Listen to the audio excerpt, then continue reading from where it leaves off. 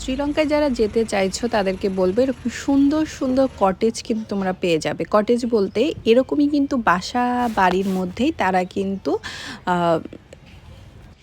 কিন্তু guest house করে থাকে।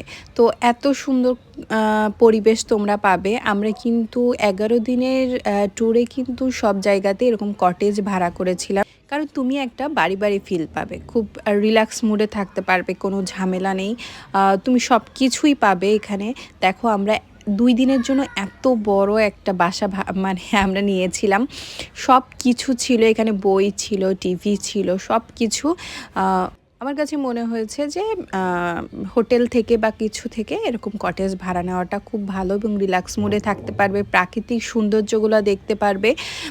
আমার এই ভিডিওগুলো দেওয়ার কারণটাই হচ্ছে তোমরা কিন্তু আমাকে যারা ফলো করো অনেকেই কিন্তু আমাদের মতো ঘোরা পাগল আছো, এবং তাদের জন্য একটু যাতে হেল্প হয় সেই কারণেই আমি বলছি। এগুলা কিন্তু একটু প্রাইস রেঞ্জ বেশি হবে, একটু এক্সপেন্সিভ হবে, কিন্তু তুমি যদি লং ট্যুরে যেতে চাও, পুরো শ্রীলঙ্কা ঘুরতে যেতে চাও, তাহলে তুমি এভাবে বাসা নিতে পারো। একটা ফিল পাবে, অনেক সুন্দর সুন্দর বাসা তুমি পাবে। প্রাইস রেঞ্জ কমের মধ্যেও কিন্তু আছে। আসলে আমার ট্যুরিস্ট গাইড হওয়ার খুব ইচ্ছা ছিল, আমার হাজবেন্ডেরও। তো যাই হোক, তোমাদেরকে ছোট ছোট একটা ভিডিও দিই, তোমরা কিন্তু বিরক্ত হবে না। কারো যদি হেল্প লেগে থাকে বা হেল্প আমার ভিডিওতে হয়, তাহলে অসংখ্য অসংখ্য ধন্যবাদ।